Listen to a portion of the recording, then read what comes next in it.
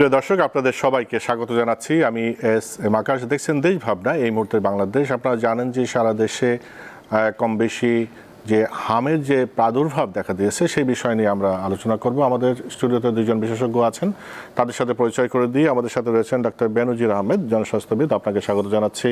আছেন অধ্যাপক রবি বিশ্বাস, শিশুরোগ বিশেষজ্ঞ, আপনাকেও স্বাগত জানাই।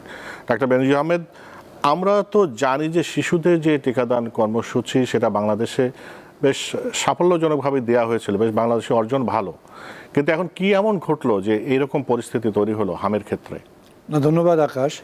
আসলে তাই, আমিও তাই ভাবছিলাম যে বাংলাদেশ টিকায় এত সাফল্য লাভ করেছে, আন্তর্জাতিক পুরস্কার পেয়েছে, এবং আগে যেখানে টিকা দিয়ে প্রতিরোধযোগ্য যে রোগগুলো ছিল সেখানে 5 বছরের কম বয়সী 1.5 লাখ শিশু মারা যেত, সেই মৃত্যু কমতে কমতে শূন্য হয়ে গেছিল।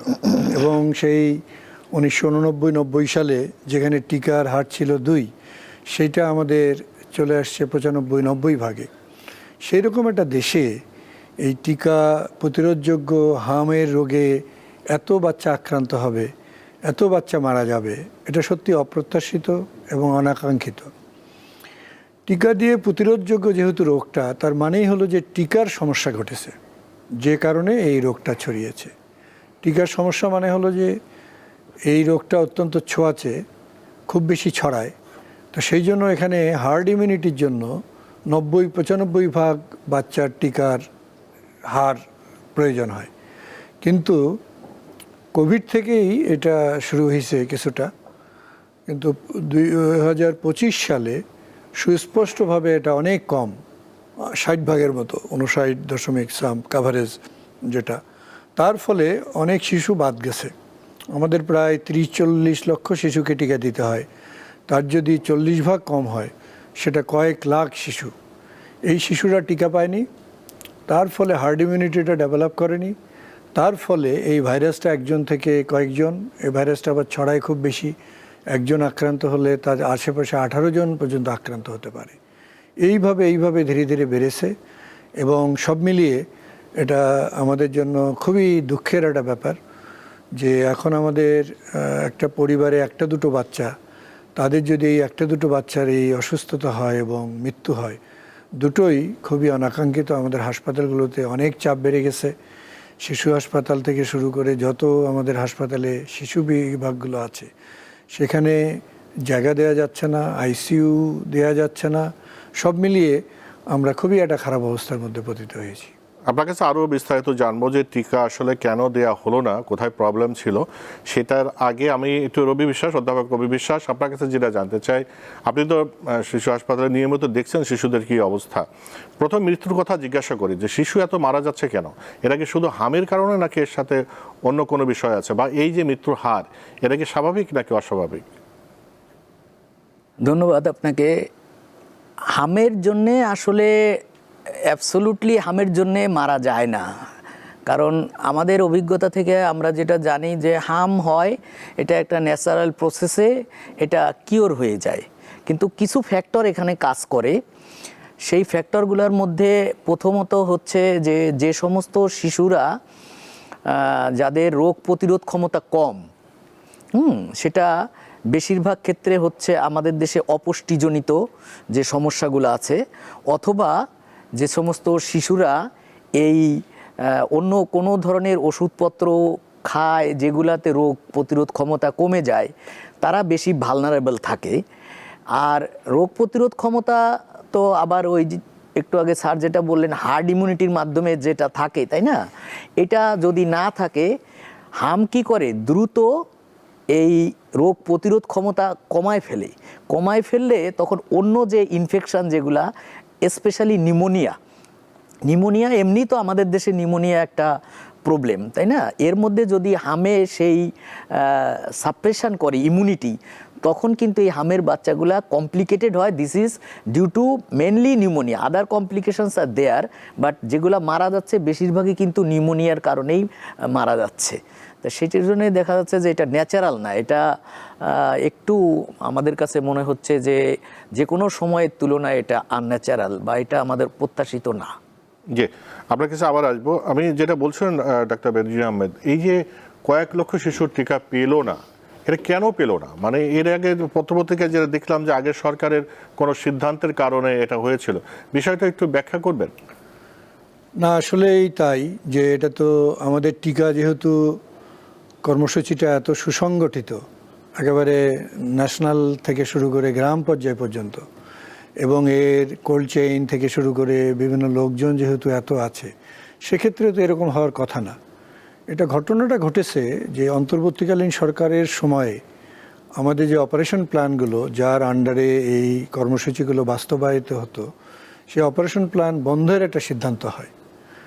বন্ধের সিদ্ধান্ত হতেই পারে, এটা রাজনৈতিক বা নানা কারণে হতে পারে, তাদের কিছু অবজারভেশন ছিল। সমস্যাটা যেটা হয়েছে, এর বিকল্পটা তৈরি না করে, অর্থাৎ যখন অপারেশন প্ল্যানটা বন্ধ হয়ে যাবে তখন এই কর্মসূচিগুলো কিভাবে চলবে, কিভাবে টিকা কেনা হবে, টিকা নানা ধরনের জিনিসপত্র লাগে সেগুলো কিভাবে কেনা হবে, টিকার যারা কর্মী আছে তাদের টাকা পয়সা কিভাবে দেওয়া হবে, এই ব্যাপারগুলো ঠিক না করেই এই ওপি বন্ধ করে দেওয়া হয় এবং এই বিকল্পটা চালু করা হয়। ওপি মানে কি, একটু যদি ক্লিয়ার করেন? ওপি মানে হচ্ছে অপারেশন প্ল্যান। বাংলাদেশে স্বাস্থ্য বিভাগটাই সেক্টর ওয়াইড একটা প্রোগ্রামের মধ্যে ঢুকে গেছিল 1998 থেকে। তো এটারই সেক্টর ওয়াইড 5 বছর মেয়াদী এই কর্মসূচি। এই কর্মসূচির আওতায় বিভিন্ন রোগগুলোকে একখানে করে একটা করে অপারেশন প্ল্যান করা হয়। আচ্ছা, নানা ধরনের ভাগ। এই অপারেশন প্ল্যানের আন্ডারে একদিকে যেরকম সেখানে আলাদা লোকবল ছিল এটা দেখাশোনা করার জন্য, ন্যাশনাল থেকে শুরু করে নিচে পর্যন্ত। পাশাপাশি এখানে যিনি লাইন ডিরেক্টর হতেন অপারেশন প্ল্যানের প্রধান, ওনার পক্ষ থেকে এই ভ্যাকসিন কেনা বা অন্যান্য জিনিসপত্র কেনা, পেমেন্ট করা, এগুলো হয়ে থাকতো। তো এই কাজগুলো বন্ধ করা হয়। যখন এই কাজগুলো বন্ধ করা হয় তখন তো তাহলে ধরেন টিকা হয়তো আছে কিন্তু টিকাটা সরবরাহ হচ্ছে না, কিংবা কোনো টিকা হয়তো নেই, কিনতে হবে, সেই বরাদ্দটা নেই। এই মিলিয়ে যে আমাদের টিকা কাভারেজটা কমে যায়, এবং এই সময় আরও কিছু ঘটনা ঘটেছে, যেরকম কর্মচারীদের আন্দোলন, তার ফলে তারা কিছু দিন কাজ করেনি, এগুলোও কিছুটা আছে। সব মিলিয়ে অন্তর্বর্তীকালীন সরকারের সময় এই ঘটনাটা ঘটে, যার ফলশ্রুতিতে আমাদের এই হামের মহামারীটা আমরা এখন আমাদেরকে মোকাবেলা করতে হচ্ছে, এবং সেইটার সমাধান যে কতটুকু, কতদিন যে লাগবে, আরও কত শিশু যে আক্রান্ত হবে, সেইটা এখন একটা চিন্তার ব্যাপার হয়ে দাঁড়িয়েছে। যে অবশ্যই চিন্তার বিষয়। অধ্যাপক রবি বিশ্বাস, যে এই যে ওপি প্ল্যানের কথা যেটা শুনলাম, এ ব্যাপারে আপনি কিছু যোগ করতে চান?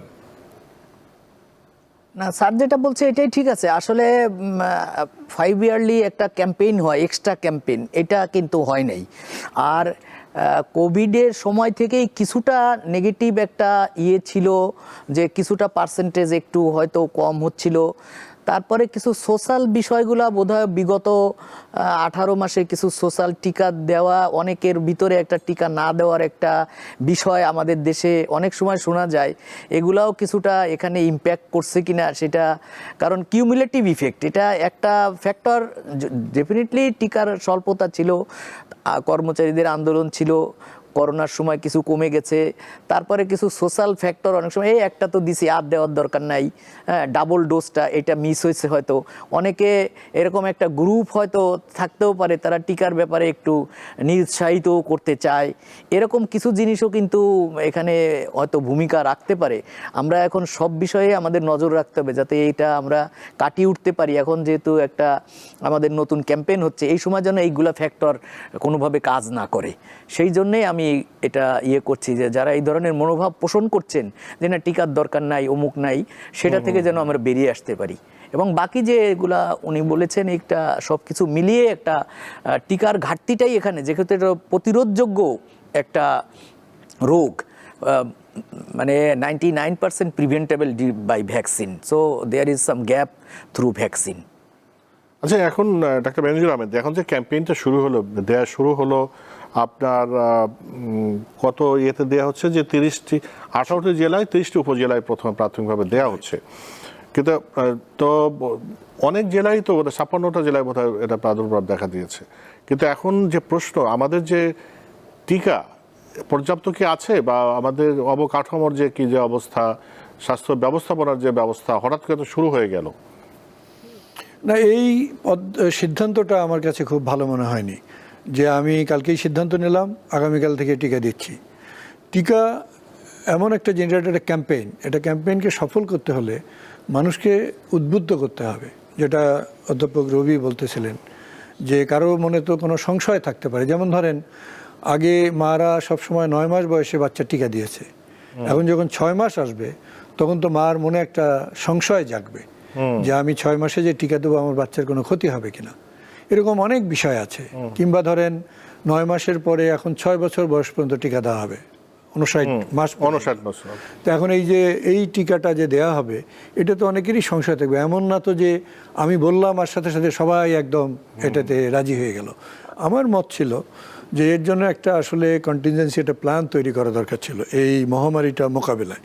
সেই প্ল্যানে একটা অংশ হতো যে রোগী যাতে থেকে রোগ না ছড়ায় সেজন্য আইসোলেশন, ম্যানেজমেন্ট, প্রয়োজনে কোয়ারেন্টাইন করা, তারপরে ভালো চিকিৎসা দেয়া, ন্যাশনাল গাইডলাইন একটা ডেভেলপ করা, তারপরে চিকিৎসক নার্সদের এর উপর একটা ওরিয়েন্টেশন দেয়া। যেরকম আমরা শুনছিলাম অধ্যাপক রবির কাছ থেকে যে শিশু হাসপাতালে তেমন মৃত্যু ঘটেনি, তাহলে এমন হতে পারে শিশু হাসপাতালে ম্যানেজমেন্টটা ভালো, কিন্তু আমরা তো চাই কোথাও যেন মৃত্যু না হয়। তাহলে এই শিশু হাসপাতাল বা এরকম ভালো হাসপাতাল যেগুলো ভালো ম্যানেজমেন্ট করে সেই গাইডলাইনটা যদি আমরা ডেভেলপ করে, সেই প্রোটোকলটা ডেভেলপ করে আমরা যদি ওরিয়েন্টেশন করতাম, তাহলে আমরা এই ভালোভাবে ম্যানেজ করতে পারতাম এবং মৃত্যুর হার কমাতে পারতাম। তারপরে আসতো এই টিকার ব্যাপারটা। তাহলে টিকার প্রথমে একটা প্ল্যানিং করতে হতো যে, যেমন ধরেন আপনি যেটা বললেন এটা আমারও চিন্তা লাগছে যে আসলে টিকা কত আছে। আমরা যদি সারা দেশে আমরা যে 30টা জেলা বেছে নিলাম, এটি কি তড়িঘড়ি করে সিদ্ধান্ত হলো? এটাই কি ঠিক? যেমন আমি হটস্পট বললাম, এই হটস্পট মানেটা কি? মানে যেখানে কয়েকটা রুগী বেশি আছে সেইটা, না যেখানে ঝুঁকিপূর্ণ বাচ্চা বেশি আছে সেইটা? ঝুঁকিপূর্ণ বাচ্চা বলতে আমি বোঝাচ্ছি যাদের টিকার হার কম, তাহলে সেটা তো হটস্পট হতে পারে। সেখানে যখন পরে সংক্রমণ হবে আমি কি তাহলে সেটা মিস করব? এই বিষয়গুলো আসলে পর্যালোচনা করে একটা প্রথমে একটা পরিকল্পনা তৈরি করতে হতো এবং সেই পরিকল্পনার আন্ডারে 1-1.5 মাস আমরা ব্যাপক প্রচার করতাম, ব্যাপক প্রস্তুতি নিতাম। তারপরে আমরা যখন শুরু করতাম তখন যেন আমরা কাঙ্ক্ষিত লক্ষ্যমাত্রা অর্জন করতে পারি। যেমন ধরেন আমি বললাম আপনাকে প্রথমেই যে হার্ড ইমিউনিটি করতে এটা 95% কাভারেজ লাগবে। তাহলে এখানে যদি কাভারেজটা 70% হয়, 60% হয়, যেভাবে করছে আমার ধারণা তাই যে অনেক বেশি কাভারেজ হবে না, তাহলে কিন্তু হার্ড ইমিউনিটি ডেভেলপ হবে না এবং এই টিকা দিয়ে আমাদের লাভবান আমরা হব না। তো সুতরাং আমার মনে হচ্ছে যে টিকা এই খুব দ্রুত শুরু করাটা, এইটা একটু তড়িঘড়ি করে হলো। এর চেয়ে ভালো ছিল পরিকল্পনা করে ভালো প্রস্তুতি নিয়ে যদি আমরা শুরু করতাম, সেটাই বোধহয় মঙ্গলজনক হতো। অধ্যাপক রবি বিশ্বাস স্যার যেটা বললেন সেটার সাথে আপনি যদি কিছু যোগ করতে চান, মানে তড়িঘড়ি করে হার্ড ইমিউনিটি যেটা যে তথ্য কত বললেন স্যার, 95% প্লাস লাগবে। হ্যাঁ, স্যার যেটা বলছেন ওইটা ঠিক আছে। এখন আমি যেটা বলতে চাচ্ছি যে কিছুদিন আগে গত বৃহস্পতিবারে মন্ত্রী মহোদয় আমাদের এখানে গেছিলেন, স্বাস্থ্যমন্ত্রী, শিশু হাসপাতালে। উনি বলছেন আমরা টিকা গাবি থেকে অলরেডি সংগ্রহ করার ব্যবস্থা করছি এবং পরবর্তীতে আমরা ওইটা গাবিকে আবার সাপ্লিমেন্ট করে দিব, আমাদের টিকা সংগ্রহ করছে। এখন আমি ব্যক্তিগতভাবে জানি না, কিন্তু টিকার চাহিদা কত আমরা বলছি সবাইকে টিকা এখন যে অবস্থায় আছে টিকাতে দিতে হবে। তাহলে আমাদের আগের যে টিকার চাহিদা দ্যাট ওয়াজ ফ্রম 9 মান্থ, এখন কিন্তু 6 মান্থ। তাহলে এই যে 6 to 9 মান্থ যে একটা গ্রুপ আছে, তাহলে টিকার চাহিদা কিন্তু বেশি হবে এবং সবাইকে আমরা বলছি টিকা দিছেন 2টা ডোজ তারপর আর একটা দেন, except few those who are sick now or given within 1 month. এই ছাড়া সবাইকে টিকা দিতে বলছি। এখন সেটা টিকার পর্যাপ্ত যদি আমাদের ব্যবস্থা না থাকে তাহলে কিন্তু মাঝপথে আবার যদি আমরা থেমে যাই তখন ওই স্যার যেটা বলতে, তাহলে আবার মানে প্রজেক্টটা সাকসেসফুল হবে কি না আমি জানি না। ম্যানেজমেন্ট যদি ওইভাবে করে থাকে দ্যাটস গুড। আর আরেকটা ইস্যু স্যার যেটা বলছে যে আরেকটু মানুষকে ক্লারিফাই করার দরকার ছিল যে 6 মাসে এখন কেন আমরা টিকাটা দিচ্ছি। এটা অনেকেই হয়তো টিকা দিয়ে আমাদের দেশে বা যেখানেই হোক নেগেটিভ জিনিসটা কিন্তু বেশি প্রতিফলিত হয় যে কোনো জায়গাতে।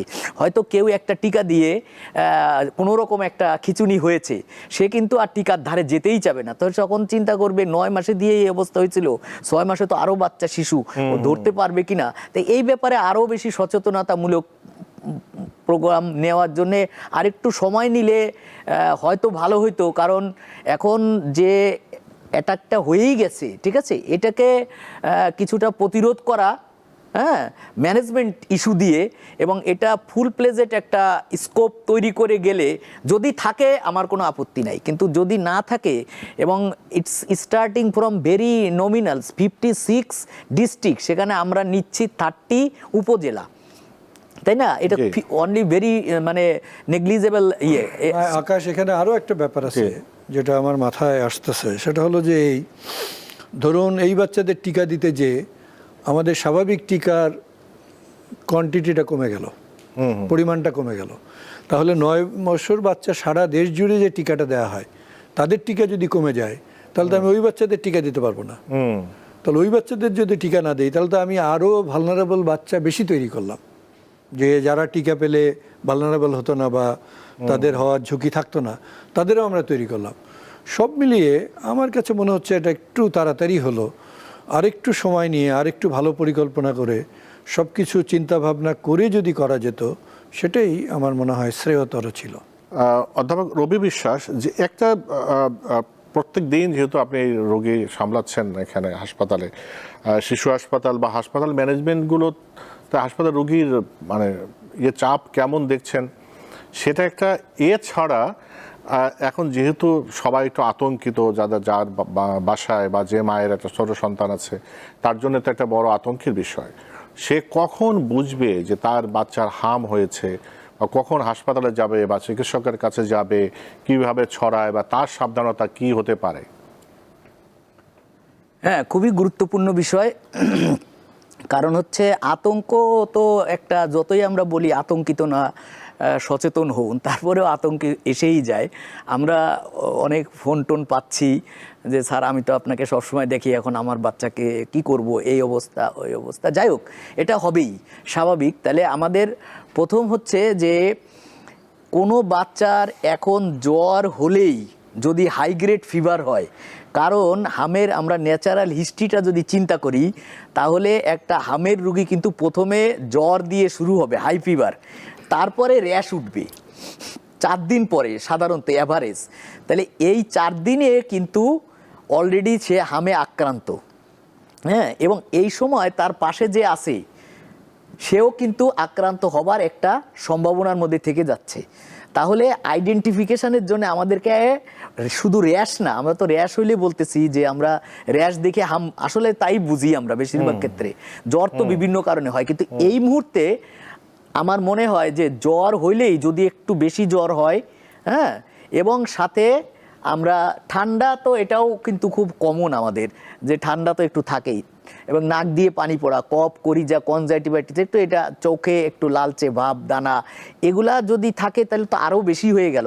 কিন্তু প্রথমেই যদি জ্বর একটু বেশি হয় তাহলে আমাদের একটা মাথার মধ্যে রাখতে হবে যে we should be careful about harm, ঠিক আছে। তখন আমাদের পাশে যদি অন্য ছোট বাচ্চা থাকে তখনই তাকে একটু চেষ্টা করতে হবে, যে করোনার সময় যেমন আমরা করছি, যে 2টা ঘরের মধ্যে একটার মধ্যে ওকে রাখছি, একটার মধ্যে আমরা থাকছি। এটা তারপরে 4 দিন বা 5 দিনের মাথায় দেখা যায় র্যাশটা হয়। র্যাশটা হলে তো আপনি বুঝতে পারলেন যে র্যাশ হইল, তার মানে তার হাম হওয়ার পসিবিলিটি অনেক বেশি, কারণ এই সময় ফিভার, র্যাশ, অন্য ডায়াগনোসিস যাই থাকুক না কেন, প্রথম চিন্তা করতে হবে আমাদেরকে হাম, until and unless it is diagnosed otherwise. তাহলে তখন আমার চিন্তা করতে হবে আমার শিশুটা কেমন। ওই যে বললাম, আমার শিশু যদি দুর্বল হয়, রোগ প্রতিরোধ ক্ষমতা কম থাকে, তাহলে কিন্তু তার ব্যাপারে বেশি সতর্ক থাকতে হবে। আর একটা শিশু স্বাস্থ্য ভালো আছে, খেতে পারছে, তার প্রস্রাব পায়খানা ঠিক আছে, খেতে পারলেই বুঝতে হবে যে তার প্রস্রাবটা যদি ঠিক থাকে তাহলে আমরা কিন্তু মনে করতে পারি তার ফিডিংটা ওকে আছে। কিন্তু সেই বাচ্চা যদি দেখা যায় যে না, সে খেতে পারছে না, তাহলে তার নিউট্রিশন কিন্তু আমাদেরকে এনশিওর করার জন্যে সেই ক্ষেত্রে একটা প্রয়োজন হতে পারে, বাচ্চা যদি খেতে না পারে দিনে কমপক্ষে 4 বার প্রস্রাব করতেই হবে। আর ছোট বয়সের বাচ্চাদের জন্য আরও বেশি, হ্যাঁ, মোটামুটি আমরা যদি 9-10 মাস 1 বছর ধরি তাহলেও 4 বার প্রস্রাব করতে হবে, তার কম বা খেতে পারছে না, এটা যদি হয় তাহলে কিন্তু তার নিউট্রিশন সাপ্লাইয়ের জন্য হসপিটালে যেতে হতে পারে, কথার কথা। দ্বিতীয় হচ্ছে যে তার যে স্বাভাবিক একটা কাশি, সেই কাশিটা যদি অতিরিক্ত মাত্রায় হয় তাহলেও চিন্তা করতে হবে যে সেটা অ্যাসোসিয়েটেড নিউমোনিয়া কিনা, ঠিক আছে? দেন আমাদেরকে অবশ্যই ডাক্তারের বা স্বাস্থ্যকর্মীর পরামর্শ নিতে হবে। পাশাপাশি একটা ইম্পর্ট্যান্ট জিনিস আমি বলবো যে যখন র্যাশ আমরা পেয়েই যাচ্ছি, হ্যাঁ, আগে দরকার নাই, ভিটামিন এ ক্যাপসুল যেটা, সেটা কিন্তু প্রতিরোধ করে না, কিন্তু হাম যদি হয় সেই মুহূর্তে ভিটামিন এর ডিমান্ডটা বেড়ে যায় এবং বডিতে ইমিউনো ডেফিসিয়েন্সি হয়, সেই ক্ষেত্রে কিন্তু অবশ্যই ভিটামিন এ ক্যাপসুল দিতে হবে। তো তখনই ইমিডিয়েট ভিটামিন এ ক্যাপসুল দেওয়া শুরু করতে হবে। এখন যদি বাচ্চা আমার 4 দিন হয়ে গেল, র্যাশ ওঠার সাথে সাথে সাধারণত ইউজুয়ালি একদিনের মধ্যে বা 1.5 দিন 2 দিনের মধ্যে জ্বরটা কমে যায়। This is natural history. এখন আমার বাচ্চার জ্বর কমছে না, কাশি, খেতে পারছে না, বা পাশাপাশি নিউমোনিয়ার কথা চিন্তা করে যদি ডায়রিয়া শুরু হয় সাথে, অথবা কোনো ধরনের আরও আমরা কান পাকা বলি, এই ধরনের সমস্যা, বা সবচেয়ে কমপ্লিকেটেড একটা হতে পারে ব্রেন এনকেফালাইটিস, এই ধরনের কোনো মানে সম্ভাবনা যদি আমরা দেখি, তাহলে দ্রুত হাসপাতালে ভর্তি হওয়ার কথা চিন্তা করতেই হবে। আর নইলে নর্মাল যদি হয় তাহলে কিন্তু আমাদের ভর্তি হওয়া লাগবে না। আমরা আগে যেমন হামের রুগী দেখছি, হাম হলো, ঠিক আছে, এটা আমরা বলতাম যে ঠিক আছে 4-5 দিন পরে আস্তে আস্তে ওর এই গাটা শুকাতে শুরু করবে এবং ও দেখবেন জ্বর কমে গেছে, তো আস্তে আস্তে খাওয়া দাওয়া শুরু করবে, আস্তে আস্তে সুস্থ হয়ে যাবে, 1 সপ্তাহ 1.5 সপ্তাহের মধ্যে সে কমপ্লিটলি ওকে হয়ে যাবে। This is the natural history. এর মধ্যে যদি কোনো ব্যত্যয় হয়, যেমন বললাম শিশুর যদি অ্যাসোসিয়েট প্রবলেম মনে হচ্ছে যে কাশি বেড়ে গেল, জ্বর কমছে না, পায়খানা শুরু হয়ে গেল, খেতে পারছে না, বা কান পেকে যাচ্ছে, মানে অন্য কোনো কমপ্লিকেশন যদি অ্যারাইজ করে থাকে, তাহলে হাসপাতালে ভর্তি হতে হবে। মানে শুরুতেই হাসপাতালে যাওয়ার দরকার নেই আসলে? না, শুরুতেই যাওয়ার দরকার নাই। ডাক্তারের পরামর্শ মতো জ্বর কমানোর ওষুধ, খাবার টাবার যেন ঠিক থাকে, তারপরে যদি হাম মনে করি তখন ভিটামিন এ ক্যাপসুল দিলাম। তার সাথেও যদি কাশি একটু বেশি থাকে, এই ক্ষেত্রে আমরা অ্যান্টিবায়োটিকের ব্যাপারে এত রেস্ট্রিকশানে যাব না, ঠিক আছে, যে না নিউমোনিয়া প্রুভ করে অ্যান্টিবায়োটিক দিতে হবে। যদি কাশি একটু বেশি হয়, জ্বর, অসুস্থ মনে হয়, একটা নর্মাল অ্যান্টিবায়োটিক দিলে সেটা কোনো ক্ষতি করবে না এই মুহূর্তের জন্য, আমি মনে করি। কারণ নইলে 3 দিন পরে যখন নিউমোনিয়া বেড়ে গেল, চেস্টে অলরেডি ইনফর্মড হলো, তারপরে অ্যান্টিবায়োটিক দিলাম, একটু লেট হয়ে যেতে পারে। তার মানে জ্বর একটু বেশি হলেই তাকে প্রথম কাজ হচ্ছে আইসোলেশনে নিয়ে যাওয়া। হ্যাঁ। এই যে আইসোলেশনের কথা বললেন যে ছোঁয়াচে রোগের এটা, এই ছোঁয়াচেটা আসলে পরিবারের কারা কারা আসলে ঝুঁকিতে থাকে? শিশুরাই নাকি বড়রাও এটা ঝুঁকিতে হতে পারে?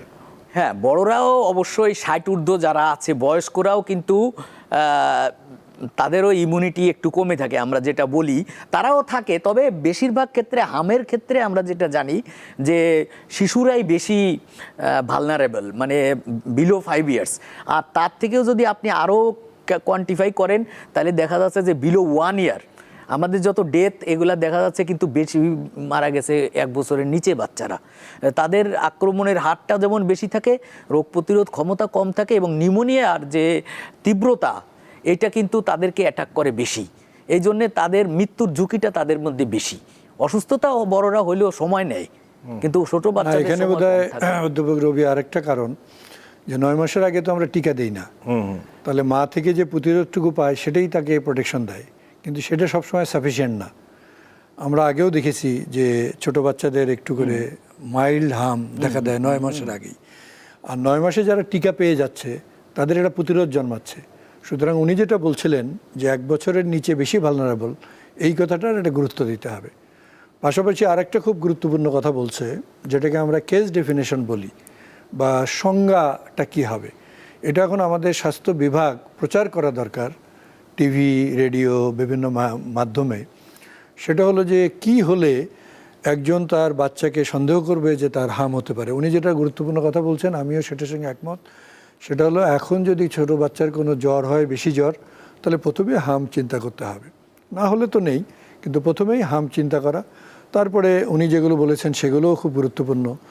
বাচ্চার কাশি বা অসুস্থতা বেশি হচ্ছে কিনা সেটার উপর নির্ভর করে চিকিৎসক বা হাসপাতালে নেওয়া।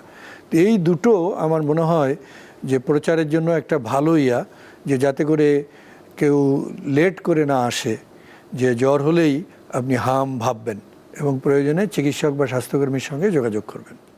এটা খুবই ভালো কথা বলছেন। আপনার কাছে আরেকটু যেটা জানতে চাই সেটা হলো, এই যে ওপি বন্ধ হলো, যারা বন্ধ করলেন তার ফলশ্রুতিতে এর অনেকটা কারণ যে এটা হলো, তাই তাদেরকে তো তাহলে তো কাঠগড়ায় দাঁড় করাতে হবে। না, উচিত তাই। মানে আমাদের কথা হলো যে কারো বিপক্ষে এটা কথা না, কথাটা হলো যে আমাদের দেশের ক্ষতি হয় এমন কোনো কিছু হলে সেটা তদন্ত করা দরকার, যে কোন পরিপ্রেক্ষিতে এটা হঠাৎ করে বন্ধ করে দেওয়া হলো, বাজেট আসলো না কেন, এটা আমাদের স্বাস্থ্য মন্ত্রণালয়ে যারা উপদেষ্টা ছিলেন তাদের কতটুকু দায় দায়িত্ব, কিংবা আমাদের সচিব বা অন্যান্য যারা আমাদের কর্মকর্তা থাকেন উচ্চ পদে, যারা এই বরাদ্দগুলো আনা, তারপরে বিভিন্ন জিনিস কেনা থেকে শুরু করে এটা বাস্তবায়ন করা এবং নিচে অধিদপ্তর পর্যায়ে সেখানে কি ঘটলো। এতদিন তো অধিদপ্তর এটা চালাতে পেরেছিল, কেন এই অন্তর্বর্তীকালীন সরকারের সময় এটা পারলো না? কোন জায়গায় ঘাটতিটা?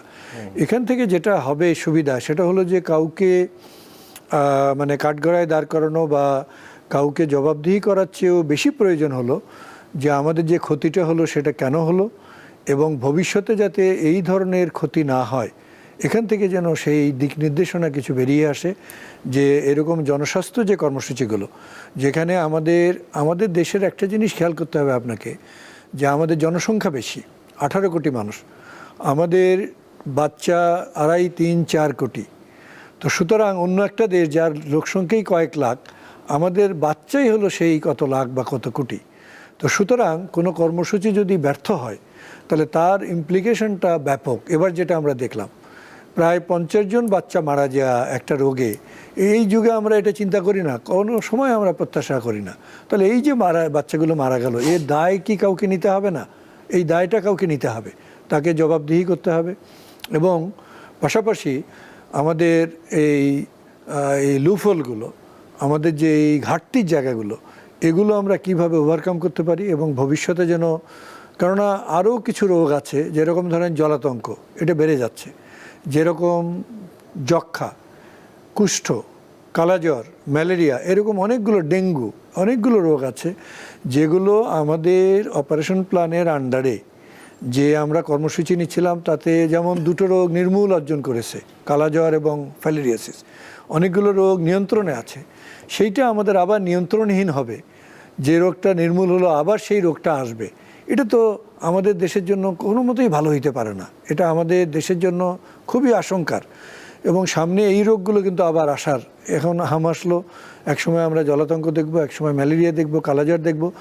এবং আরেকটা কথা আপনাকে বলি, তত্ত্বাবধায়ক সরকারের সময় থেকে, অন্তর্বর্তীকালীন সরকারের সময় থেকে যেটা থেমে গেছে, সেই থেমে যাওয়াটা কিন্তু এখনও আছে, এখনও কিন্তু এটা গতিবেগ আসেনি, এখনও চিন্তাভাবনা চলছে, প্রজেক্ট করার চিন্তাভাবনা চলছে, প্রজেক্ট ডিরেক্টর ঠিক করার চিন্তাভাবনা চলছে, কিন্তু বাস্তবে এখনও সে আগের গতিবেগ, এটা ফিরে পেতে আমার মনে হয় 1-1.5 বছর আগে সেটা সম্ভব হবে না, আগে যে গতিবেগে আমাদের কাজগুলো চলছে। ওপিটা যে বন্ধ হয়েছে, এই সরকার কি সেটা শুরু করলো? না, এই সরকার মানে এই যে এখন যে ক্যাম্পেইন, এটা তো ওপির ক্যাম্পেইন না, এটা তো বিশেষ বরাদ্দ বা বিশেষ বরাদ্দ দিয়ে করবে। ওপি শুরু করেনি বা করবেও না মনে হয়। আর বিকল্পটাও এখন পর্যন্ত ঠিক হচ্ছে না, একটা প্রজেক্ট নিয়ে অনেক দিন চলছে, সেটার কোনো অগ্রগতি হচ্ছে না, সেটা এখনও চলমান হয়নি, সেটা এখন অনেক দেরি। তাহলে যে আপনি যেগুলো বলছিলেন রবি বিশ্বাস, যে স্যার যেগুলো বলছিলেন যে এখন যদি অন্য যে মানে এখন তো হাম, এরপরে ধরেন যে কালাজ্বর বা বিভিন্ন যে রোগের কথা শুনি, ম্যালেরিয়া বা যেগুলো আমরা নিয়ন্ত্রণে বা প্রায় নির্মূল, তা এখন যদি ওপি চালু না হয়, বিকল্প যদি শুরু না হয়, আপনি শীর্ষ বিশেষজ্ঞ হিসেবে কী পরামর্শ দিবেন? হ্যাঁ, আমরা যেহেতু হাম দেখতে তেমন একটা অভ্যস্ত ছিলাম না, আমার মনে হয় সেই জন্যেই আমাদের ভিতরে একটা এইরকম যে বড় একটা ধাক্কা আসতে পারে, এটাই হয়তো মাথায় ছিল না। কিন্তু কর্তা ব্যক্তিদের তো এটা থাকা উচিত, যেটা এখন উনি বলছেন এটাও কিন্তু এখন থাকা দরকার, যে আমাদের যে করগুলো নিয়ন্ত্রণে আছে সেগুলাও যদি আমরা আবার নিয়ন্ত্রণ হারিয়ে ফেলি। কারণ আসলে যেভাবেই হোক, আমরা যখন ইয়াং ছিলাম তখন শিশু মৃত্যুর হার অনেক ছিল। আমরা আগে জানতাম একটা পরিবারে 10টা শিশু জন্মগ্রহণ করে, 2টা 3টা থাকে, 4টা 5টা মরেই যায়। কিন্তু একটা পর্যায়ে আমাদের কিন্তু এখন প্রতিটা পরিবারে 1টা 2টা সন্তানই থাকে, সেই 2টা সন্তান একটা সন্তান নিয়ে। তো এরকম একটা ধাক্কা কিন্তু কোনো পরিবারই মানে একদম মেন্টালি আনপ্রিপেয়ার্ড। তা সেরকম যদি অন্য কোনো কারণও নতুন করে আবার আমাদের মাঝে দেখা দেয়, সেটা আরও বেশি বিড়ম্বনার বিষয় হবে, বা আমরা মানসিকভাবে আরও বিপর্যস্ত হয়ে যাব সাধারণ মানুষ। তা সেই জন্যে আমাদের মনে হয় যে এগুলাকে আরেকটু গুরুত্বের সাথে বিবেচনা করা দরকার এবং এগুলার প্রতি নজর আমাদের আরও বাড়ানো দরকার। না, এমনকি ইপিআই যে অন্য রোগগুলো আছে, জি, যেমন ধরেন এর মধ্যে ডিপথেরিয়া আছে। আমাদের মাঝখানে রোহিঙ্গারা যে আসলো, তো রোহিঙ্গাদের ওই দেশে টিকা দেওয়া হয়নি, ইপিআই কর্মসূচি চালু করা হয়নি শাস্তিমূলক ব্যবস্থা হিসেবে, এবং আমরা দেখলাম তাদের মধ্যে ব্যাপক আকারে ডিপথেরিয়া দেখা দিল। তাহলে আমাদের ইপিআই টিকাগুলো যদি না চালু হয়, তাহলে সেই ডিপথেরিয়াটা আমাদেরও হতে পারে। ওদের যেরকম হয়েছে টিকা না দেওয়ার ফলে, আমাদেরও টিকা যদি স্বাভাবিক না হয়, তাহলে ডিপথেরিয়া হইতে পারে, পোলিও হইতে পারে। এই রোগগুলো থেকে তো আমরা বাচ্চাদের অনেক দিন রক্ষা করে আসছি, গত 40-50 বছর। সেই রোগগুলো আবার হবে, এটা তো হতে পারে না। তো সুতরাং আমার মনে হয় যে বর্তমান সরকার, অন্তর্বর্তীকালীন সরকার তো একটা ভুল করে গিয়েছে। বর্তমান সরকারের উচিত যে অনতিবিলম্বে এই টিকা কার্যক্রম যেন স্বাভাবিকভাবে চলে, তার জন্য যেভাবে বরাদ্দ হোক, যে কর্মসূচি নেওয়া হোক, সেটা যেন নেওয়া হয়। মানে ইপিআই তো বন্ধ হয় না, ইপিআই তো আর ওপি এক না। ইপিআই ওপির পার্ট, ইপিআই ওপির পার্ট, ইপিআই কি ওপির পার্ট ছিল? ওপির পার্ট। আচ্ছা, তার মানে এমএনসিএস নামে একটা ওপি, তার আন্ডারে হলো ইপিআই। ইপিআইও ক্ষতিগ্রস্ত হচ্ছে। ইপিআই কি এখন চলছে? চলছে, কিন্তু কথা হলো যে ভালো চলছে কিনা, আগের মতো চলছে কিনা, এটা তো বাইরে থেকে আমরা বুঝতে পারি না। এটা বুঝতে হবে সরকারকেই। তারাই রিভিউ করে দেখতে হবে কাভারেজ বিভিন্ন এলাকায় ঠিক হচ্ছে কিনা, সবগুলো টিকা দেওয়া। যেরকম হামের টিকার ঘাটতি, তাহলে অন্য টিকারগুলো তো ঘাটতি থাকে। অনেক সময় তো আমাদের সরকারি কর্মকর্তা কর্মচারীরা ভয়ে প্রকৃত অবস্থাটা জানায় না। কিন্তু এটা দরকার হলো যে মন্ত্রণালয় থেকেই এই ব্যাপারগুলো রিভিউ করা, এবং মানুষকেও জানাতে হবে। আমাদের জানার অধিকার আছে যে আসলে টিকার অবস্থা কি, সবগুলো টিকা যথেষ্ট পরিমাণ আছে কিনা, টিকা যে স্বাভাবিক কাভারেজ, যে কাঙ্ক্ষিত কাভারেজ, লক্ষ্যমাত্রা পূরণ সেটা হচ্ছে কিনা, এগুলো জানার অধিকারও আমাদের সবার আছে। এই যে এখন যে দেখছি যে টাকা বরাদ্দ, মানে 604 কোটি টাকা, সেটা তো যতদূর বুঝতে পারছে যে ইপিআই এর নিয়মিত প্রোগ্রামের টাকা। সেটা যদি হয় তাহলে ইপিআই নিয়মিত প্রোগ্রাম কারো ইপিআই এটা নিয়মিত টাকা না, কারণ ওই টাকা তো বন্ধই হয়ে গেছে। ওপির আন্ডারে যেহেতু ছিল, ওই টাকাটা বন্ধ। এটা একটা থোক বরাদ্দ, মানে এটা আলাদা একটা বরাদ্দ দিয়ে দেয়া হচ্ছে। ওই ওপির টাকা নেই, ওটা বন্ধ, এবং নতুন করে প্রজেক্টও হয়নি। সুতরাং এটা একটা থোক বরাদ্দ থেকে এটা, এই কথাগুলো সব স্পষ্ট না। যেমন একবার মন্ত্রী মহোদয় বলতেছেন যে টিকার জন্য টাকাটা দেওয়া হচ্ছে, আরেকবার শুনছি যে ইউনিসেফ যে টিকাগুলো দিয়েছিল সেই বাকি টাকাটা দেয়া হচ্ছে, এরকম কথা শোনা যাচ্ছে। তার ফলে এটা স্পষ্ট না যে আসলে এই টাকাটা, মানে এবং সব টিকার জন্য এই টাকাটা কিনা, অন্যান্য টিকাগুলো এই টাকা থেকে আসবে। আমি যতদূর শুনলাম যে এই টাকাটা অন্য একটা কোনো ফান্ডের থেকে আনা হয়েছে আর কি। আচ্ছা, হ্যাঁ, বিশেষ বরাদ্দ আনা হয়েছে। হ্যাঁ, অন্য একটা কাজের জন্য এটা বরাদ্দ ছিল, সেটা এখানে এখন যেহেতু ইমার্জেন্সি, এই জন্য আনা হয়েছে আর কি। আচ্ছা আচ্ছা, আপনার কাছে একটু আসি রবি বিশ্বাস। আপনি যেটা বলছিলেন যে, বা স্যারও বলছিল যে 9 মাসে আগে তো টিকা দেওয়া হতো না, তারপরে মায়ের কাছ থেকে সে যে ইমিউনিটা পেত। কিন্তু অনেক ক্ষেত্রে তো তো আমাদের দেশে অনেক মাই তো পুষ্টিহীনতায় ভোগে, তারপর শিশুরাও পুষ্টিহীন হয়। তো সেক্ষেত্রে কি সতর্কতা, মায়েরও কি টিকা দেওয়ার ব্যবস্থা করতে হবে, নাকি এক্ষেত্রে কি পরামর্শ দিবেন? এখন এতদিন কিন্তু আমাদের যেটা ওভারঅল অ্যাসেসমেন্ট আছে, তাতে এই যে একটা হলো আর কি, যেটাকে বললাম আউটব্রেক হলো, যেটাই বলি, এর আগ পর্যন্ত 9 মাসের নিচে হামের রুগী কিন্তু আমরা খুব কম পেতাম। মানে যে থিওরি আছে যে it is covered by the maternal antibody, that was apparently successful. ঠিক আছে, আমাদের মায়েদের অপুষ্টি তো আছেই, কিন্তু সেটা তো এতদিনে সেখানে খুব বেশি যে ইম্প্যাক্ট ফেলছে তা কিন্তু না। সেই জন্যে এখানে হার্ড ইমিউনিটির উপরে এমফেসিস দিতে হবে বেশি। তাহলে হার্ড ইমিউনিটি যদি অ্যাচিভ করা যায়, তাহলে মায়েদের ইয়েটা খুব বেশি, মানে মায়েদেরও তো ইমিউনিটি, ওই হার্ড ইমিউনিটি বলতে একটা অ্যাজ এ হোল সব পপুলেশনেরই ইমিউনিটি, কারণ মিজেলস ভাইরাসটা তখন বেশি আর কার্যকরী থাকছে না। যেখানে যাচ্ছে ও ফিরে আসছে, ওখানে যাচ্ছে ফিরে আসছে, দি ভাইরাস ক্যানট সারভাইভ। তাহলে আলটিমেটলি সারভাইভ যদি না করতে পারে তাহলে ট্রান্সমিশন তো হচ্ছে না। তা সেই ক্ষেত্রে আমরা ভাবতে পারি এখন যেহেতু আমাদের অল্প বয়সে হয়ে যাচ্ছে, আমরা সেটাকে একটু খতিয়ে দেখতে পারি যে ম্যাটারনাল ইয়েটা কত ছিল বা কেমন, কিন্তু আমাদের এক্সপিরিয়েন্স যেটা এই আউটব্রেকের আগ পর্যন্ত কিন্তু 9 মাসে আমরা অনেকেই 2-1টা পেতাম। আমাদের জুনিয়ররাও জিজ্ঞেস করতো, স্যার এই যে একটা হইলো এটা কি, তাহলে এটা কি কিভাবে ব্যাখ্যা করব। তখন আমরা বলতাম যে দেখো সব কিছুরই তো একটা ফেলিওর আছে, এটা পার্সেন্টেজ কত, তুমি যদি 0.1% হয় দ্যাট ক্যান বি নেগলিজেবল। সেটা কিন্তু কখনো আমাদের প্রোগ্রামের মধ্যে আসার ব্যাপারে হয়তো চিন্তা হয় নাই, কিন্তু এখন যেহেতু এত বড় একটা ধাক্কা হলো, এটাকে কাভার করার জন্যে আর কি কি জিনিস এখানে ইনক্লুড করা, সেখানে ম্যাটারনাল ইয়েটা আসার দরকার আছে কিনা সেটা সময় হয়তো বলবে। এই মুহূর্তে আগে শিশুদেরকে কাভার করাটাই তো বেশি জরুরি। না আকাশ, আপনি যেটা বললেন সেটার এই মুহূর্তের জন্য একটা করণীয় আছে আমাদের পরিবারগুলোর। সেটা হলো যে যেহেতু 9 মাসের আগেই আক্রান্ত হচ্ছে এবং ভাইরাসটা এখন সার্কুলেট করছে, যেটা রবি বিশ্বাস ব্যাখ্যা করলেন কিছুটা, যে ভাইরাসটা এখন সার্কুলেট করছে, সুতরাং ছোট বাচ্চাদের আমাদের প্রতিরোধ করার জন্য এক হলো তাদেরকে জনসমাগমের জায়গায় না নেওয়া। আমাদের একটা চিন্তার জায়গা হচ্ছে ডে কেয়ার সেন্টারগুলো। তো ডে কেয়ার সেন্টারে ছোট বাচ্চারা থাকে, সেখানে যদি একটা বাচ্চা আক্রান্ত হয় তাহলে আরও 17-18টা বাচ্চা পর্যন্ত আক্রান্ত হতে পারে। সুতরাং আমাদের পরিবারগুলোর বাচ্চাদের বেলায় এখন একটু সাবধান হতে হবে। আমরা নিজেরাও সাবধানতা অবলম্বন করব, যেরকম বাইরে থেকে এসে সাবান দিয়ে হাত ধোয়া ভালো করে, পারলে মাস্ক পরে যাওয়া, বিশেষ করে যাদের বাচ্চা আছে, যাতে উনি ভাইরাসটা পেয়ে বাচ্চার কাছে না দেন সেই কারণে। আর বাচ্চাদের পারতপক্ষে বেশি বাইরে টাইরে না নিয়ে যাওয়া, এইভাবে আমাদের। এবং উনি আরেকটা যেটা খুব গুরুত্বপূর্ণ কথা বলেছেন, যে বাড়িতে একটা বাচ্চার যদি জ্বর দেখা দেয় তাহলে সেই মুহূর্তেই আরেকটা বাচ্চাকে ওই বাচ্চা থেকে পৃথক করে ফেলতে হবে।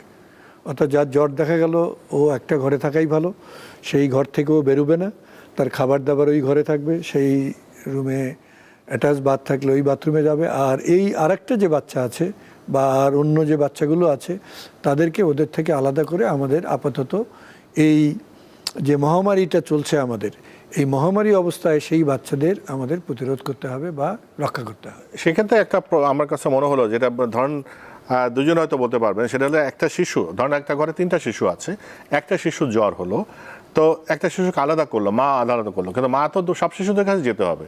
তাহলে ওই যে আক্রান্ত শিশুর কাছে যাচ্ছে, তখন কি মা কি মাস্ক পরে যাওয়াটা ভালো হবে? That can give some protection because it passes through droplet. ঠিক আছে, ড্রপলেট দিয়ে যায় যেহেতু, তাহলে ওই মা যদি বাই চান্স মনে করেন ভাইরাস ধারণ করে, হয়তো সে সিমটোমেটিক নাও হতে পারে, ঠিক আছে, তাহলে তার ভাইরাসটা মুখে বা নাকে থাকতে পারে। সেই ক্ষেত্রে যদি মাস্ক ব্যবহার করে তাহলে কিছুটা প্রোটেকশন দিবে। যদি বাসায় মানে একজন এফেক্টেড যদি মনেই করি আমরা হয়েছে, তাহলে আমাদের এই ব্যবস্থাটা নেওয়াটা ভালো। আর স্যার যেটা বললেন এটা তো আমি আগেও বলছি, আমি এই পেপারেও লিখছি, যে পেপারে না মানে ফেসবুকে লিখছি, যে ছোট বাচ্চাদেরকে এই মুহূর্তে মানে একটু আইসোলেশন, মানে অটো আইসোলেশন, ঠিক আছে, এটা তো কমপ্লিট আইসোলেশন হচ্ছে আর কি, তাই না? আর অটো আইসোলেশন বেশি একটা ঘোরাঘুরির দরকার নাই, হ্যাঁ, এখানে ওখানে যাওয়ার দরকার নেই, আত্মীয় স্বজনের বাসায় যাওয়া, কারণ ওর বাসায় জ্বরের রুগী আছে, ও যে হাম হবে না, ওই হাম কিন্তু 10 থেকে 15 দিন পরে এসে, কিন্তু ইনকিউবেশন পিরিয়ড কিন্তু 10 থেকে 15 দিন। তাহলে ওইখানে যে পরে আসার পরে দেখা গেল 10 দিন 15 দিন পরে সে এত এফেক্টেড হবে। তাহলে আমাদের ওই সময় থেকে এখন একটু আমাদেরকে আইসোলেশন, ওইভাবেও আইসোলেশনটা সবাই মাথায় রাখাটা ভালো, until and unless the outbreak going. Day care গুলো, স্যার যেটা বললেন, ডে কেয়ার গুলো খুব এখন, হ্যাঁ, ডে কেয়ার গুলোর ব্যাপারেও যথেষ্ট সতর্ক থাকতে হবে। সতর্ক, আমাদের দেশে একটা অসতর্কতার জায়গা আমি ব্যক্তিগতভাবে ফেস করি, যে যেমন chicken pox, it's also very contagious.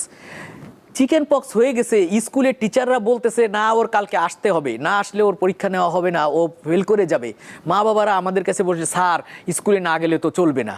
তখন আমরা বলতাম দেখেন ও তো অসুস্থ হয়ে গেছে, ও গেলে ওর কোনো ক্ষতি হবে না, কিন্তু স্কুলের 15-20টা শিশু কিন্তু এই ব্যাপারে। এখন এখানে ভূমিকা সবারই আছে, তাই না? ডে কেয়ার সেন্টারে যারা আছে তাদেরকে কশাস হইতে হবে, তাই না? ফেব্রাইল কোনো বাচ্চা কিন্তু অ্যালাউ করা যাবে না, ঠিক আছে? এটা মানে প্যারেন্টস হয়তো এখন রেখে না রেখে কোথায় যাবে, কিন্তু ডে কেয়াররা তাদেরকে একটু চিন্তা করতে হবে যে এই মুহূর্তে যদি তার পরীক্ষা করে আসলে ঢোকানো উচিত, হ্যাঁ, মানে জ্বর হয়েছে কিনা, অ্যাটলিস্ট অন্তত জ্বর হইলে তাকে না আনাই ভালো, থাকুক, একটু 2-4 দিন একটু রাখেন, হ্যাঁ, এইভাবে সবাইকেই এখানে অংশগ্রহণ করতে হবে। তা না হলে কিন্তু এটা প্রতিরোধ করা যে অবস্থার মধ্যে দ্রুত ছড়িয়ে গেছে কয়দিনের মধ্যে, এটা প্রতিরোধ করাও কিন্তু ওরকম যথেষ্ট কঠিন। জি স্যার, যেটা আমি দেখছিলাম যে 2026 সালের মধ্যে দেশ থেকে হাম ও রুবেলা নির্মূলের লক্ষ্যমাত্রা ছিল, এখন তো আমরা 26-এ আছি। তো এখন যে অবস্থা দেখছি যে সেটা তো সংক্রমণের হার অনেক বেড়ে গেল, 10 লক্ষে বোধহয় 1% নিচেই ছিল, এখন বোধহয় 16%-এর বেশি। তাহলে কি হবে? না, আসলেই এটা আমাদের জন্য দুঃখজনক যে আমরা হলো টিকা চ্যাম্পিয়ন জাতি। তো বিশ্বজুড়েই লক্ষ্যমাত্রা নির্ধারণ করা হচ্ছিল যে ক্রমান্বয়ে হাম নির্মূল করা, ক্রমান্বয়ে বিভিন্ন দেশ আসবে, আস্তে আস্তে একসময় হয়তো ইরেডিকেশন করা, জানি না হাম ইরেডিকেশন করা আদৌ সম্ভব হবে কি না। যেরকম আমরা গুটি বসন্ত নির্মূল করেছি, ইরেডিকেশন করেছি, এরকম আরও বেশ কিছু রোগ, সেটা হামের বেলায় হবে কিনা। কিন্তু অন্তত এই লক্ষ্যমাত্রা ছিল যে নির্মূলটা হবে, এবং বাংলাদেশও সেই প্রক্রিয়ায় ছিল যে আমাদের যদি 5 বছর কোনো হাম না হয় তাহলে আমরা তখন হয়তো নির্মূল দাবি করতে পারি। তো সেটা আমাদের একটা টার্গেট ছিল 26 সাল। কিন্তু মাঝখানে আমরা একটা এমআর যে ক্যাম্পেইন হওয়ার কথা ছিল সেটা মিস করলাম, আর 26 সালে এসে তো কোথায় নির্মূল, উল্টো মহামারী আকারে দেখা দিল। তো এইটা দুঃখজনক। তো এখান থেকে আমরা যদিও শিক্ষা নেই না আমরা, কিন্তু তারপরেও বলতে হয় আমাদের যেখান থেকে শিক্ষা নিতে হবে যে আমাদের টিকাকে খুব গুরুত্ব দিতে হবে। টিকা প্রতিরোধী যে রোগগুলো আছে, যেখানে 1.5 লক্ষ বাচ্চা মারা যেত আগে, সেই রোগগুলোকে আমাদের অবহেলা করা যাবে না। এবং জাতীয়ভাবে আমাদের একদিকে যেরকম টিকার ব্যবস্থা রাখতে হবে, আমাদের জনসাধারণেরও সেইভাবে টিকা নিতে হবে। এইটা আমাদের মতো উন্নয়নশীল দেশে, আমাদের যেহেতু অনেক সিস্টেমগুলো অত ডেভেলপ না যেটা উন্নত দেশগুলোতে আছে, এবং আমাদের লোকসংখ্যা যেহেতু অনেক বেশি, সুতরাং আমাদের দেশে টিকা হলো আমাদেরকে রক্ষার অন্যতম একটা ভালো মাধ্যম। তো কাজেই আমি সকলকে অনুরোধ করব, যখন যে টিকা প্রযোজ্য যাদের জন্য, যে বয়সী হোক না কেন, সেই টিকা যেন আমরা অবশ্যই গ্রহণ করি। যে অধ্যাপক রবি বিশ্বাস, সর্বশেষ যেটা যদি যোগ করতে চান, বিশেষ করে এই যে এটা স্বাস্থ্য ব্যবস্থাপনা এবং অভিভাবকদের জন্য যদি আরও কিছু বলতে চান। ব্যবস্থাপনা তো যেটা আসলে যে ধাক্কা এলো, এখন এটাকে কাভার করে আবার সেই টার্গেট নতুন করে সেট করতে হবে, কারণ এখান থেকে উঠে আসা কিন্তু যথেষ্ট টাফ হবে। হ্যাঁ, যে এই হার্ড ইমিউনিটি লেভেলকে সাস্টেইন কয়েক বছর না রাখতে পারলে তো নির্মূলের আশা করা যাবে না, তাই না? সেই জন্যে এটা আমাদেরকে নতুন করে আবার জোরে সোরে লাগতে হবে এবং টার্গেট সেট করেই hard immunity at least 5 years hard immunity maintain করলে তাইলে হয়তো আমরা এটা আশা করতে পারি। সেটা হচ্ছে পরিকল্পনার বিষয়টা। আর অভিভাবকদের বিষয়ে স্যার যেটা বলছেন এটা অ্যাবসলিউটলি, যে টিকা আসছে আমাদের আশীর্বাদ। হ্যাঁ, বাংলাদেশে আমাদের বেঁচে থাকার জন্য যেহেতু কন্টাজিয়াস ডিজিজ এবং আরও আমাদের যেহেতু হাইজিন ইজ পুয়ার, হ্যাঁ, অন্য রোগের কথা বলছি যেমন টাইফয়েড, আমরা টিকা দিচ্ছি, বাট এখানে হাইজিন পুয়ার বলেই এটা ওরোফিক্যাল রুটে যাচ্ছে, তাই না? সেজন্য সেটা টিকা দেওয়া থাকলে ওরোফিক্যাল তো আমরা যেখানে যাচ্ছি খাদ্য আমাদের কন্টামিনেশন থাকার চান্স হাই, তাহলে টিকা দেওয়া থাকলে টাইফয়েড থেকে মুক্ত থাকা। আর এই হাম যেটা বা জল বসন্ত, যেটা গুটি বসন্ত তো নাই, জল বসন্ত যেটা, এই দুইটা রোগ কিন্তু খুবই কন্টাজিয়াস। যেহেতু আমাদের পপুলেশন ডেন্সিটি অনেক হাই, পাশাপাশি দাঁড়াইতে হচ্ছে। উন্নত দেশে দেখা গেল যে এখানে একজন লোক আছে আর একজন দেখা যাচ্ছে 1 মাইল দূরে, ও তো বাইরে যাইতে যেতে মরে যাচ্ছে। কিন্তু আমাদের দেশে তো আমরা একই সাথে বসে দেখা যাচ্ছে একটা স্কুলের ঘরের মধ্যে 50 জন বসে ক্লাস করতেছে, মানে 2 সেন্টিমিটার 5 সেন্টিমিটার দূরে এক একজনের মুখ থাকছে, তাই না? এখানে কিন্তু প্রতিরোধ নিয়েই আমাদেরকে আগাইতে হবে। অতএব টিকার কোনো বিকল্প আমরা এখনো কল্পনাই করতে পারছি না, এবং সেটা সামগ্রিকভাবে আজকে হয়তো আমরা বলতে পারি একটা রাষ্ট্রীয় ব্যর্থতা বা সরকার কোনো কারো ব্যর্থতা, কিন্তু ক্ষতি তো জনগণেরই হচ্ছে, তাই না? এবং জনগণকেই আগায় আসতে হবে। এখানে জনগণেরও কিন্তু কিছুটা আমি বলবো নেগলিজেন্সি ছিল যে কোনোভাবে। করোনার সময় আমরা অনেক কিছু হয়তো করেছি, কিন্তু টিকার ব্যাপারে সেখানে কিছুটা নেগলিজেন্সি হয়ে গেছে, সেখানে পার্সেন্টেজ কিছু কমে গেছে। এবং আমি আরেকটা যেটা বলছি, সোশ্যাল কিছু ফ্যাক্টর যদি মাথার মধ্যে ঢুকেও থাকে, এখন এটা ঝেড়ে ফেলতে হবে। হ্যাঁ, আমার বাচ্চা হয়তো এফেক্টেড হয় নাই, কিন্তু আমার আত্মীয় বা আমার কেউ না কেউ হয়তো এফেক্ট হচ্ছে, এবং ঝড়ে গাছ যখন পড়ে যাচ্ছে তখন সেই গাছের নিচে পড়েও একজন মারা যাচ্ছে, সেরকম একটা অবস্থার মধ্যে আমরা আসছি। এই জন্যে সব অভিভাবকদেরকে প্রথমে আমরা বলবো আপনারা সচেতন থাকেন, আজকের জন্য সচেতন থাকেন, ভবিষ্যতের জন্য সচেতন। ভবিষ্যতের জন্য টিকা মাস্ট, আর আজকের জন্য হচ্ছে আপনার বাচ্চা যখনই জ্বরে আক্রান্ত হবে সাথে সাথে আপনি মাথায় রাখেন, ভেঙে পড়েন না বা একেবারে প্যানিক হয়ে দৌড় করেন না, কিন্তু মাথায় রাখেন বাই চান্স যদি হয় আমি কি করব। তো এটা আমি আগেই বলেছি, এইভাবে আগাইতে হবে। আর 3 নাম্বার কথা হচ্ছে যে আমরা আমাদের বাচ্চাদেরকে যে ইমিউনিটি বাড়ানোর মানে থ্রু দি ন্যাশনাল যে আমাদের যেটাকে আমি বলছি নিউট্রিশনাল যে ব্যাপারটা, এই প্রোগ্রামও কিন্তু আমাদের আছে, এখানেও অনেকে স্বতঃস্ফূর্ত অংশগ্রহণ করে না। হ্যাঁ, তাহলে যে প্রোগ্রামগুলো আমাদের মতো দরিদ্র দেশে সরকার থেকে নেওয়া হচ্ছে সেগুলো যথেষ্ট জনকল্যাণমুখী, এবং এগুলাতে আমাদের স্বতঃস্ফূর্ত অংশগ্রহণ সবার করেই এটাকে সাকসেস করতে হবে। We should overcome together. হ্যাঁ, এখানে কাউকে ব্যক্তিগতভাবে চিকিৎসকদের দায় অথবা সরকারের দায় তা না, আমাকেই এগিয়ে আসতে হবে আমাকে ভালো থাকার জন্যে। সেই জন্যে আমি অভিভাবকদেরকে আবারও রিকোয়েস্ট করছি, এই যে ক্যাম্পেইন হচ্ছে এখানেও অংশগ্রহণ করতে হবে। আমরা বলবো না যে অমুক কি তমুক, এখানে যে ক্যাম্পেইনে যে পরামর্শগুলো দেওয়া হচ্ছে এটা অত্যন্ত সুচিন্তিতভাবে আমার 6 মাসের বাচ্চাকে দেওয়া যাবে বলেই কিন্তু এটা, এখানে দ্বিধাদ্বন্দ্ব রাখার কোনো সুযোগ নেই। আপনার বাচ্চা যদি 1 মাসের মধ্যে কোনো টিকা না নিয়ে থাকে তাহলে টিকা আপনি এখনই দিয়ে নেন, ঠিক আছে? আর যদি অসুস্থ থাকে টিকা অসুস্থ হওয়ার পরপরই আপনি টিকা নিয়ে নেন। অর্থাৎ টিকার কাভারেজ এখন বাড়ানোই আমাদের একমাত্র লক্ষ্য। যে আমরা শেষ করব ডাক্তার বেনজির আহমেদ, মানে বিশ্ব স্বাস্থ্য সংস্থা কি পরামর্শ দিচ্ছে এবং তার সাথে আপনি কি যোগ করে সরকারের কি পরামর্শ দেবেন? না, ধন্যবাদ। বিশ্ব স্বাস্থ্য সংস্থা পরামর্শ দিচ্ছে যে বাংলাদেশের মতো তাদের কাছে একটা গুরুত্বপূর্ণ দেশ, যাদের জনসংখ্যা অত্যন্ত বেশি এবং যারা টিকায় এরকম সফল, সেই দেশে তারা এটা প্রত্যাশা করেনি। সুতরাং এইটা যাতে উতরিয়ে যাওয়া যায় সেই জন্য তারা সর্বোচ্চ গুরুত্ব দিয়েছে।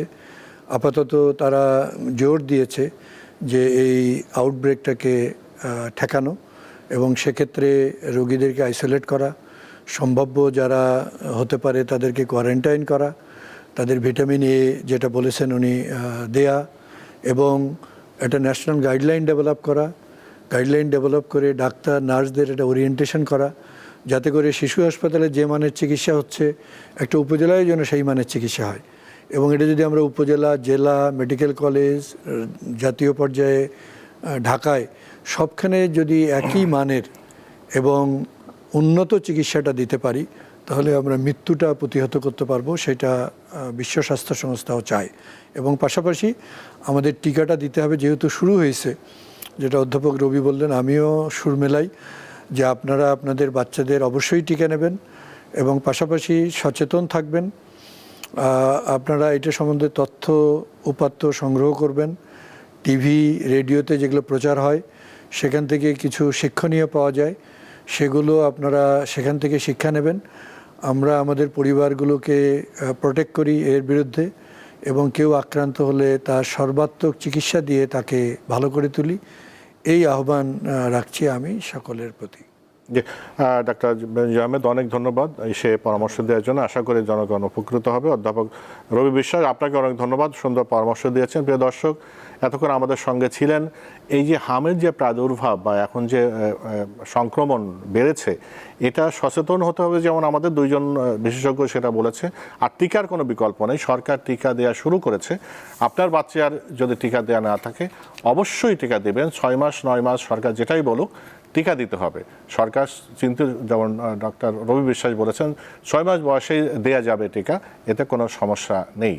অতএব সচেতন হই, সবাই আমরা টিকা দিই, এই মহামারী আমরা ঠেকাতে পারবো। সবাই ভালো থাকবেন।